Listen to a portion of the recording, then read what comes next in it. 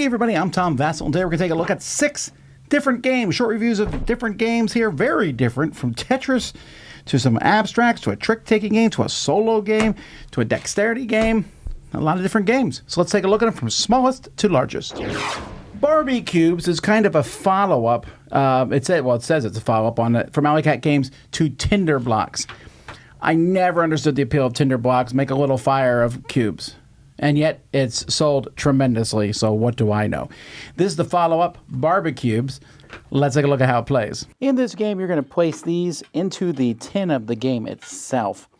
And you'll be... That's essentially it. You're going to take turns. You'll flip a card. And this says, use the tongs to grab this pixelated burger. Why everything's pixelated, I have no idea. And place it on one prong here without dropping it in. That shows you.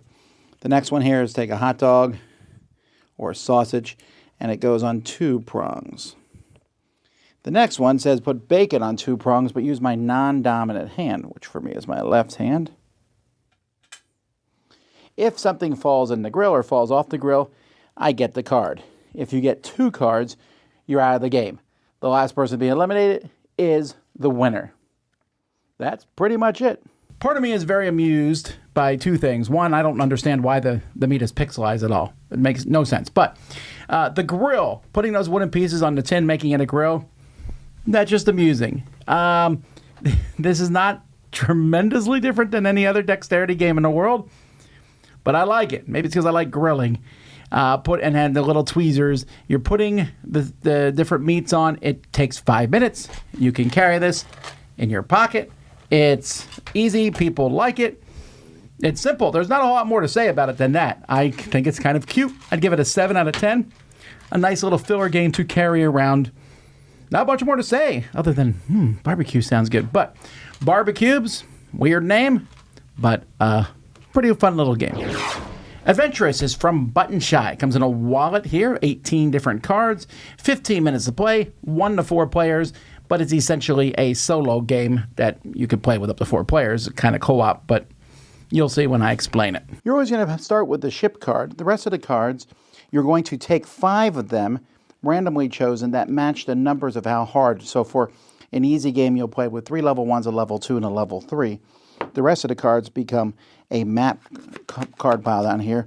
You'll shuffle these, and you'll put these out like this, next to here with one face up.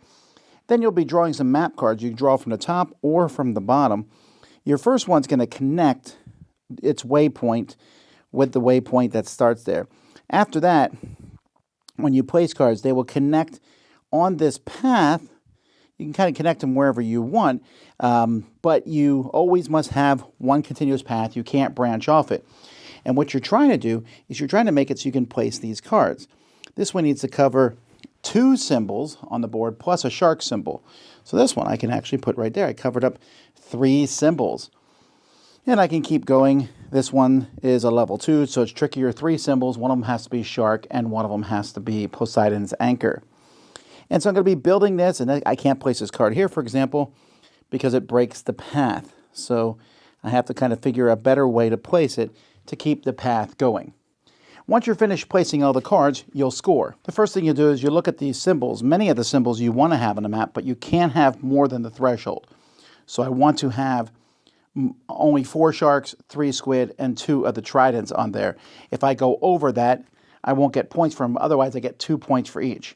You lose points for these visible whirlpools that are going to be out here.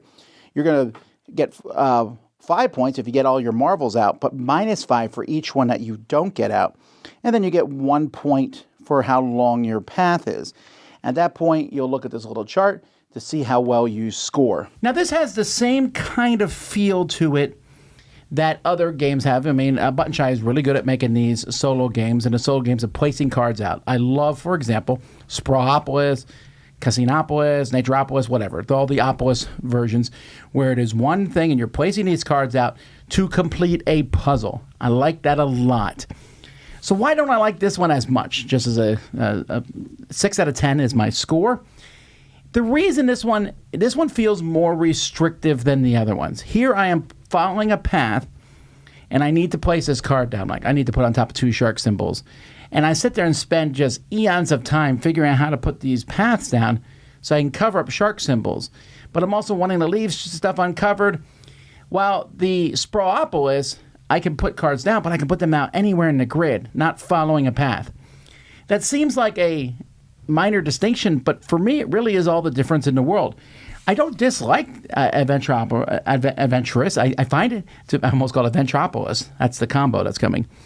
I like the concept of it, making that trail down, but it feels like you have a card and you can rotate it 4 ways, maybe, and then you're placing our card on top of it. It also feels a little clunkier rules-wise, especially placing the cards down, and it just isn't, for me, as revelatory as Sprawlopolis was. Now, that being said, I think there are going to be people out there who like us, and as with the button-shy game here, you're getting a lot of game in a small wallet. And I'll mess with it a little bit. I played it several times by myself. These kind of games, I think, work really well solo mode-wise. And if you already are bored to death with the other solo games in the button-shy thing, maybe this one's the next one for you. For me, it was fine. That's Adventurous. Cult.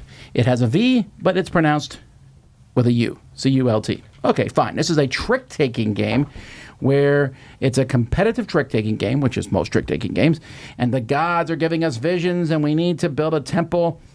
I'm not 100% sure. I guess these are cults of the ancient gods, like ancient Roman gods. But anyway, let's see how it plays. In this game, players are going to play 3 rounds. You're going to be playing with a deck of cards that have 4 different suits, and the high number of each one is going to depend on the number of people playing. When you play a card on your turn, when you play a trick, one person will lead and everyone else has to follow suit unless you don't have it, in which case you play another color.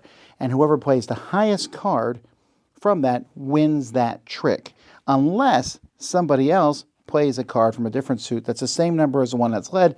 Then they're trump, and the last person to play trump wins. Now, when you win the trick, you'll lead the next trick, but more importantly, you will take one of the cards here, and in clockwise order, each other person will take a card. Everyone's going to be getting 8 cards because there's 8 tricks in a round. 4 of these cards are going to go into your dream pile. When you take it, you decide if it goes in your dream pile or if it's going to be a card you score that round. The dream pile matters because those 4 cards are going to come back in your hand for the next round. Now, at the beginning of a round, we're going to turn up some of these God cards here. 1, 2, 3. You'll turn over 2 more than the number of players. So if it's a 4-player game, we turn over 6. And then everyone except for the person who goes first is going to pick one to go away, and there will be 3 left over. These will give points at the end of a round, looking at the cards in your dream. Here, the fewest fire cards in my dream, I will score points for this. Have the most even value cards in dreams, scoring points for that. This one's different, has a triangle on it. If you win a trick with a fire card, you get it, but someone else could also win a trick with a fire card and take it back. And eventually, someone's going to have it at the end of the round. They're the one to get points. The cards that you set aside for scoring are going to be placed at the end of a round up here. Now, this matters because let's say an 11 gets placed up here. That will not score any points. The only way you score points here is if all the cards are there already, which are lower than that, which means a 1 will always score. I'll get 1 point. If later on someone plays a 3, they get no points. But then if someone plays a 2, that person will get 2 points. Someone else plays a 6, they don't score any points. But if the 4, 5 are there already, then you'll get points. So at the beginning, you'll probably want to send low cards here because they'll probably score. But if there's like 1 through 8 here, playing a 9 will get you 9 points. So you're going to do this for 3 rounds, and there's a few other rules of the game, especially with the scoring of divisions and things like that, but whoever has the most points is the winner. So Cult is an interesting game, and it for me, I'm going to get my score right away so you can see where I'm coming from. I'm giving it a 5.5. I rarely give 5.5s, but what I mean is I don't love this game, but it's so close to me saying it's okay. But where it all comes down to is I feel there's too much going on. I love trick-taking games, a lot of them, but my big fan of trick-taking games is simplicity, and I don't mind twists on that simplicity. But here I feel like, there's a lot of good ideas in here, but do they need to be in the same game? Hey, there's 4 dream cards, and I win those, but that's cool. The cards I win, they go in my hand for the next turn. But that's just one part of the game. Hey, there's several scoring cards. Everyone but the lead player gets to get rid of one of them. Oh, that's neat. But that's not it. That's the only part of the game. There's the scoring, and I actually really dislike the offering scoring. So that also brings me down a bit, where you place those cards out there, and so 1 will always score. A 14 will only score if 1 through 13 is played.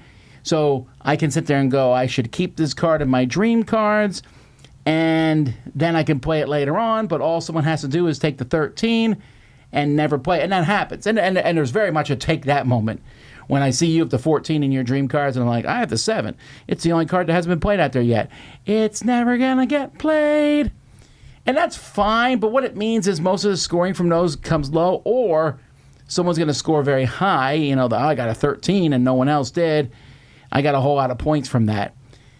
I don't know. I just that part didn't really jive with me, because you are seeing what everyone does and put those cards in their scoring area, and you know where they're going.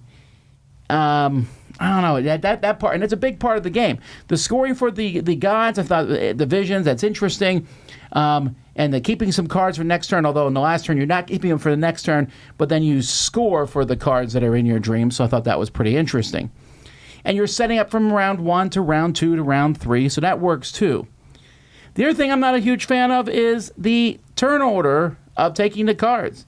Someone wins a trick, they get the first card. Why are we then picking clockwise? I'm not happy that this person here to my left won the trick. Why am I picking last? That's more of a minor gripe, but it can be annoying when you get stuck with a card you don't care about. The draft is interesting, though, because do you want a 1 that you can then score later on? And the fact that when you get the card right away, you have to decide whether it goes in your dreams or you put it in the other pot. There's a lot of interesting concepts in this game. I just think it comes together to be too convoluted for me. I just didn't find it to be snappy. I felt like it's slow to a crawl. And I have to say I don't like it, but barely. So maybe I've seen other people really enjoying it. I'm also not a huge fan of the graphic design or anything like that. So that's Cult, a trick-taking game. It might be for you, though. Check it out. Tetris, the board game. This is possibly the 10th iteration of a Tetris game. This one here from Spin Master is the first one, I think, that's called the board game. And in this game, you're dropping Tetris pieces into a board. Are you surprised? Here's how it plays. Each player is going to hit their own Tetris board like this, and they'll have a card here with 2 Minos and a hold spot. There is a card here that's going to show you the next piece, and on your turn, you move this card over from the deck, and everybody will find that piece. You'll then take that piece. It can't be flipped. It can be rotated, and you'll drop it in your board so that it hits the bottom. Yay! Now the next piece, ooh, a long one. Well, that would have been better earlier in the game. So I drop it in. I've almost made a line. I could, at the beginning of my next turn, before I take the piece, I could drop that piece in. Now I have a line, and I get to drop in this square here. Now, if you ever drop in a piece so that it covers up one of these black asterisks here, you could take a garbage piece, one of these black pieces, and drop it in your opponent. So let's say someone dropped a piece on me. They would probably take this piece here and drop it like that. Why would they do that? Because now I can't get any of those lines, because I can never get pieces in there ever again.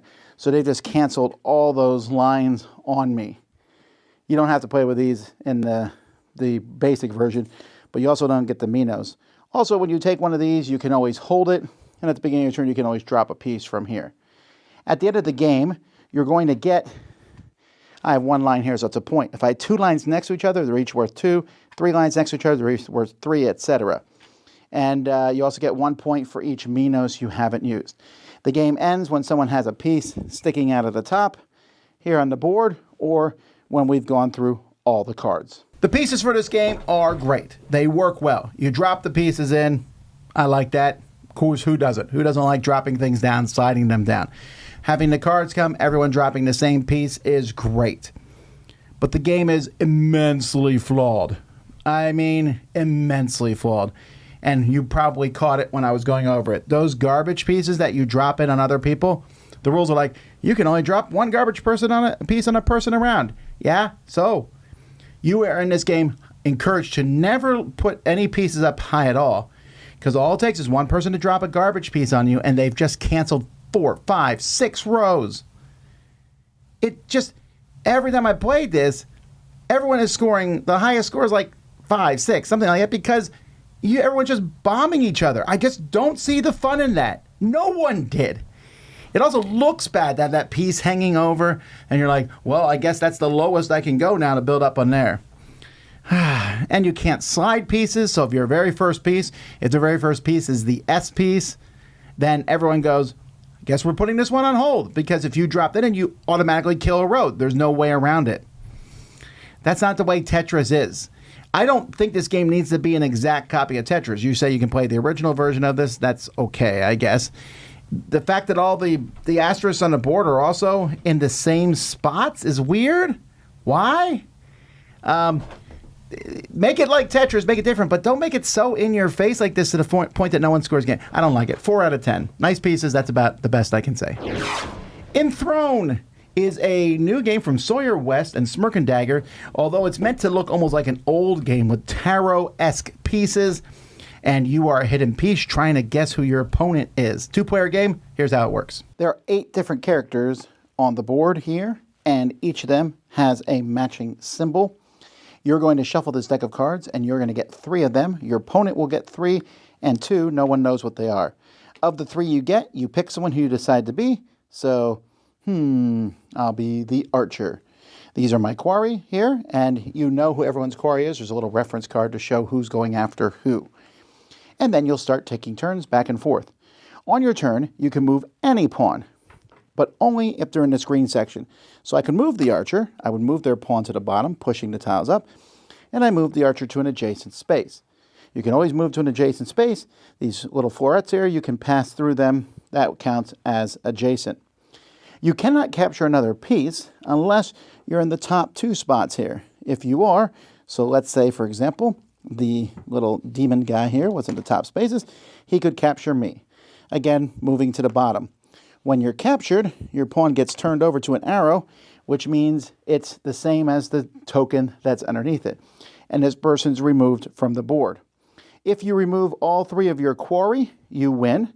Or if you remove your opponent, who they are, if you kill them, you also win. However, if a 4th pawn is captured and removed from the table, the game is over, and whoever captures that pawn loses unless it's a way that they win the game.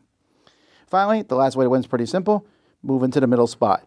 But you can only move into the middle spot when you're in one of these top 3 spaces, as evident by the laurels there. That's the game. This game is really fascinating. First of all, I want to say the production is almost perfect. When I say almost perfect, I really despise the insert for this game because I don't know what piece goes where. I know where the archer goes, and after that, I'm like, I think the fortune teller goes here. No, maybe they kind of fit there. Oh, they actually go here. A little bit of help would have been there. The fact that I'm spending a few minutes every time I put the game away trying to figure out where they are means I'm either chucking the insert or I'm going to write in a box somehow where each piece goes. But the miniatures themselves are fabulous. They have a bit of a wash on them. The tokens you move up are cool. It's kind of funny because with all that, with how nice everything is, the card quality really kind of falls apart. The rules are well written, though, and the game is interesting to play because it's really fascinating. 3 of the characters that your opponent is not, the one you are and the 2 that you discarded.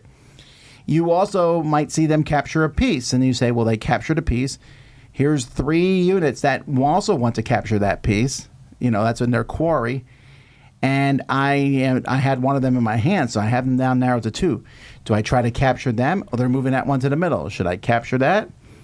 And it's not a long game. I mean, it can take 15 minutes, 20 minutes, but it offers some good, juicy decision-making.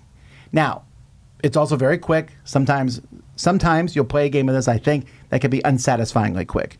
I move here, capture, oh, that was my guy. How did you know? I didn't, but they were one of my quarry. Oh, okay. Well, let's play again. I think those might hurt the game sometimes, but the rest of the time, it's fast, and those games that do have an unsatisfactory ending, you can just start another game up after that. So this is a game, like I said, it kind of looks like a classic. I don't think it is a classic, but I think it's good enough. It's one that you can enjoy. A 7 out of 10, that's Enthrone. This game has no name. Actually, it's Sinoda. This is a game that uses four-sided dice. Four-sided dice, for the most part, should be replaced in general. I don't understand why they still are made in the shape of cow drops that hurt your feet and don't roll very well. There's been like 65 different cool designs for four-sided dice. Let's make one of them standard.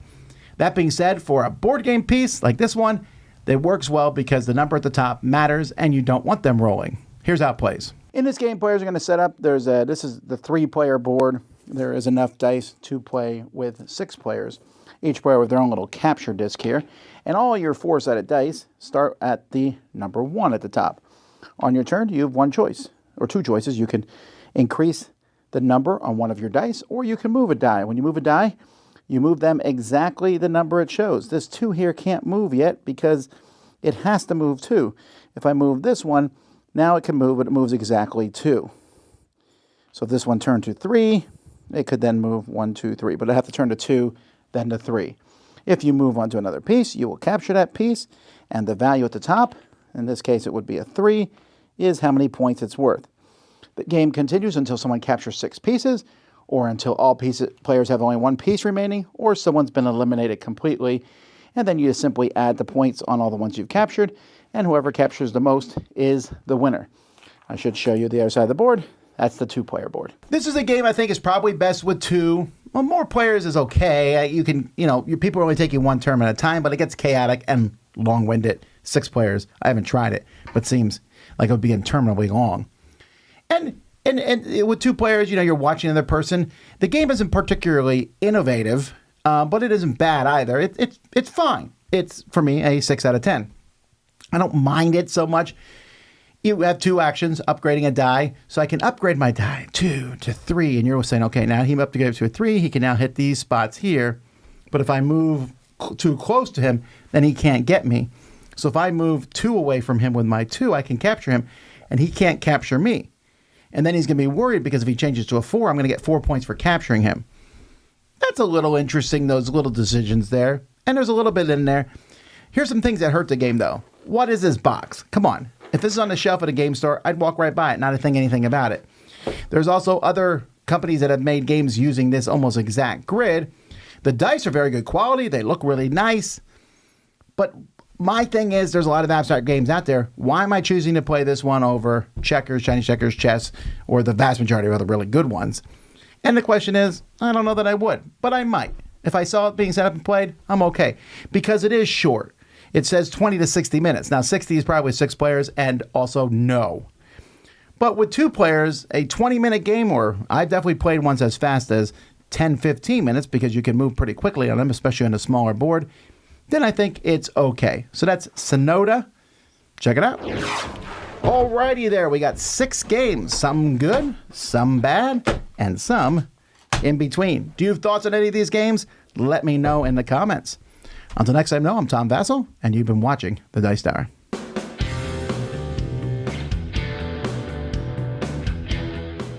Hey everybody, thanks for watching another video from the Dice Tower. Hey, you want to learn more about us, communicate with us? We have a Facebook group, we have a Discord channel, lots of different ways to get involved with the Dice Tower. You can find that in our Linktree link below. So just click that, it will take you and you can communicate with us on Facebook, join our Facebook groups. There's lots of cool things that you can find and become part of the Dice Tower. Thanks so much for watching. I'm Tom Vasel.